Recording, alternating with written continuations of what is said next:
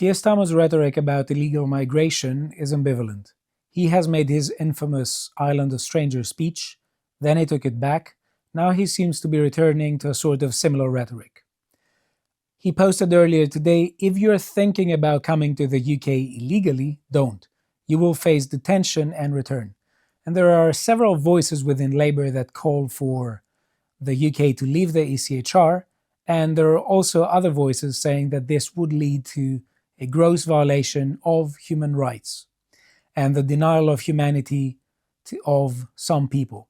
I think that this is a brilliant case that illustrates the hypocrisy of the language of human rights when it is employed by leftists in order to focus entirely on the human rights of criminals and never on the human rights of victims.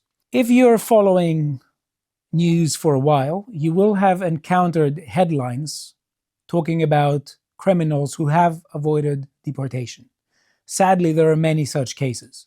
Here we have one from the Daily Mail from the 10th of February of 2025. Albanian criminal's deportation from the UK is halted amid judges' concerns for his son, after a 10-year-old said he didn't like chicken nuggets from outside Britain. Now, if this were the only headline you came across and you thought it was absolutely ridiculous, I wouldn't blame you. I wouldn't blame you at all, because it is absolutely ridiculous. The issue is, though, that this isn't the only such case. There are also cases such as the following. Convicted rapist avoids deportation to Jamaica because he is bisexual. Now, let us focus a bit on what is going on here, especially when the language of human right is employed in order to call for this rapist to not get deported back to Jamaica because his well-being is going to be, let's say, compromised, or the chances of his well-being being compromised increase. Right, so we have someone who was a convicted rapist and who is a convicted rapist. He definitely denied the humanity of his victims. And now, instead of saying from the side of the state, I don't want to increase the chances of my citizens, of my innocent women and children and men falling victims of such a crime, I'm going to take the risk in their name in order to not be called someone who violates the human rights of the rapist. This is absolute hypocrisy. And this is turning away people from the idea of human rights. Right, so let us focus on the next bit, because there are many such cases. And when there are many such cases, there are people who are trying to establish how many there are exactly and what is the issue. Why does this keep happening? We have here this article by The Telegraph saying Home Office refuses to reveal number of deportations halted by the ECHR. That is the European Convention of Human Rights, in case you're wondering. Border Security Minister says it would be disproportionate cost to provide data on those removed from UK on human rights grounds. Right, so when something isn't particularly helpful for the establishment, they're going to say that we don't want to circulate that information. This doesn't exactly communicate trust and trustworthiness. Right, so we have a voice from Labour now. We have Jack Straw, who says that Starmer should back away from ECHR. Human rights law is being misused to prevent deporting illegal migrants, says former Home Secretary. Sir Keir Starmer should decouple British laws from the European Convention of Human Rights to enable more migrants to be deported, a former Labour Home Secretary has said. Jack Straw, who helped draft the UK's 1998 Human Rights Act, said this legislation was being misused by UK courts to prevent the governments from deporting illegal migrants and foreign criminals. This is a fact. It's not something that is subjective or open to interpretation. I showed you just two headlines that show exactly that. The Act said British courts should take account of judgments from the ECHR, but Mr. Straw said, courts were interpreting this as following the convention, which was never the intention. Right, so we have Jack Straw saying here that the Labour should take the UK outside the ECHR because this is preventing deportations. And this is an extract from the 1998 Human Rights Act that says, a court or tribunal determining a question which has arisen in connection with a convention right must take into account any judgment, decision, declaration, or advisory opinion of the European Court of Human Rights. And they have more. The opinions of the Commission given in a report adopted under Article 31 of the Convention, the decision of the Commission in connection with Article 26 or 27 of the Convention, and the decision of the Committee of Ministers taken under Article 46 of the Convention. So that means that we have a body of rules coming from a foreign organization, and the UK is supposed to be eligible and accountable to playing under rules of a foreign organization. That's definitely not sensible. And we have the opposite side here that is expressed by Chris Bryan here, Labour MP for Rhondda and Ogmore, who says this particularly infuriating comment because it shows, I would say, moral posturing much more than actual focusing on the issues. He says, the thing is, human rights are universal, not partial, a seamless garment. Deny the humanity of others, and someone will soon deny yours too. So essentially, he says that if this continues, it will lead to the denial of the humanity of people, and the implication of that and the consequence of that is that there will be a downward spiral of denying the humanity of everyone involved.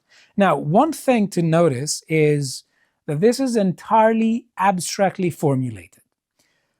I could agree 100% with it, but disagree with him on the policy of ECHR and on the policy of deportations.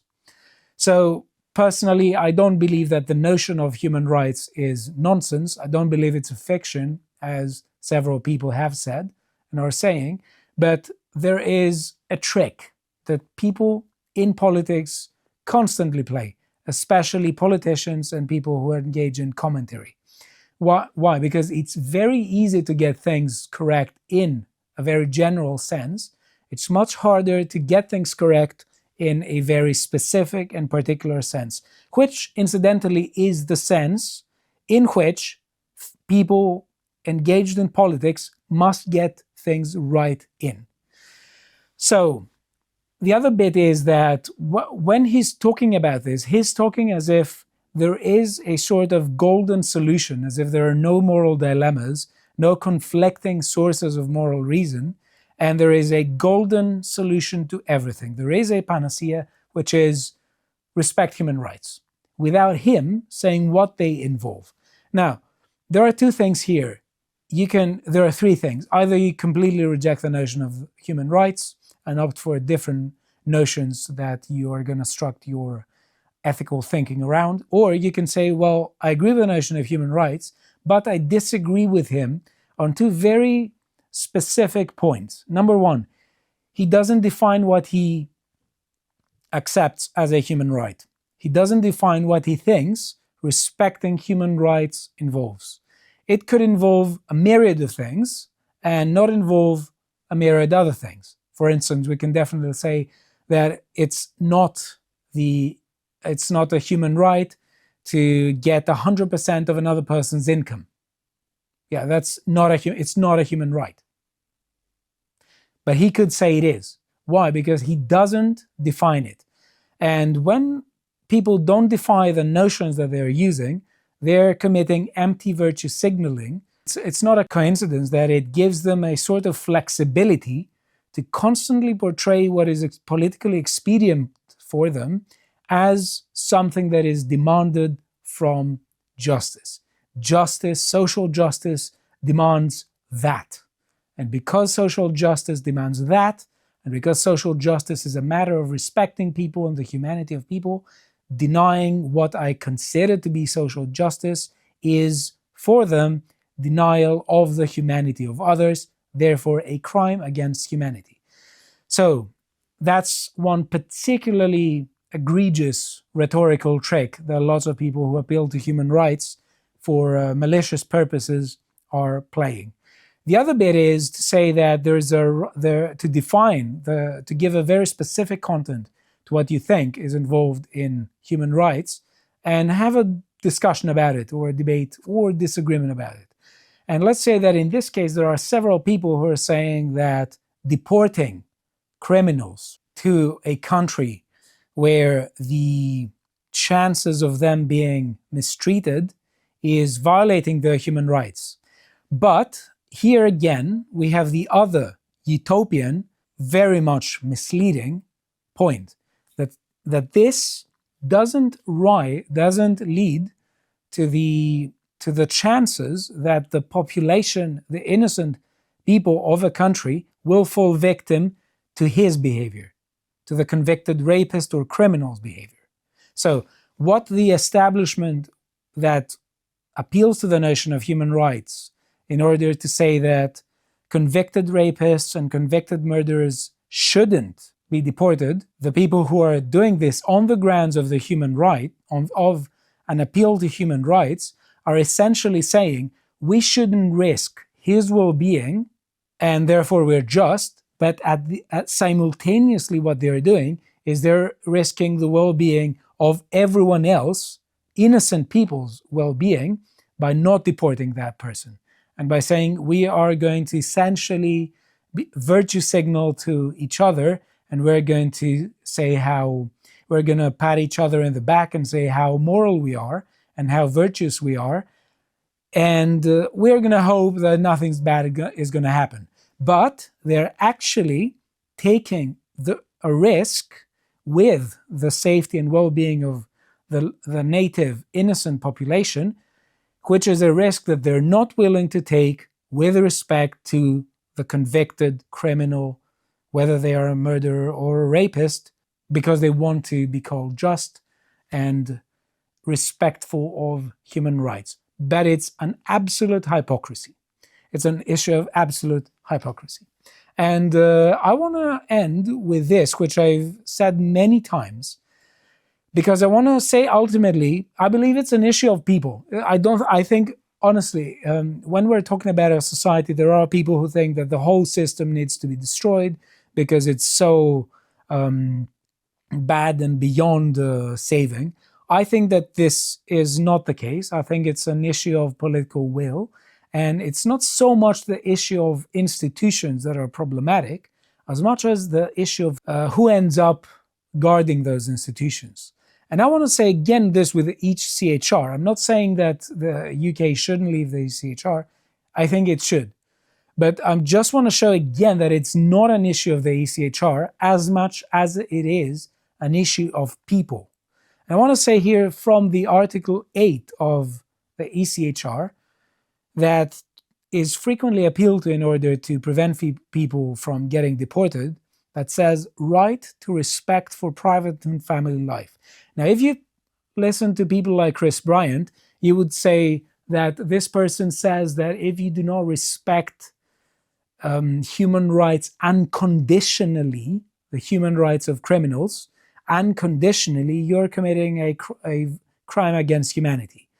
But the ECHR doesn't have any such clause that speaks of an unconditional right to not get deported. And I'm going to read this again. I've said it before, but I'll repeat it because it's very interesting. It's very revealing. It says, the Article 8 says, right to respect for private and family life. Clause number 1. Everyone has the right to respect for his private and family life, his home, and his correspondence. Clause number 2. There shall be no interference by a public authority with the exercise of this right, except such as is in accordance with the law and is necessary in a democratic society in the interests of the country for the prevention of disorder or crime, for the protection of health or morals, or for the protection of the rights and freedoms of others. So according to the Article 8 of the ECHR, the people who are routinely avoiding deportation on the grounds of appeal to ECHR should have been deported. This article doesn't mention any such thing as an unconditional right to not get deported. And people who are engaging in this rhetoric are particularly subversive, and they are hiding behind the abstraction of ideology. It's very easy to get things right in general. It's very difficult to get things right in specific, concrete circumstances that we are all faced with. But it is the latter context that we humans constantly engage in, we find ourselves in, and we engage in politics because we want to solve problems that routinely arise within these particular contexts. So I really have zero time for empty virtue signaling and empty posturing. And yes, these people who are routinely talking about human rights in order to justify criminals not getting deported or being treated very, very leniently, they're absolute hypocrites. And I have zero time for them. And no one should.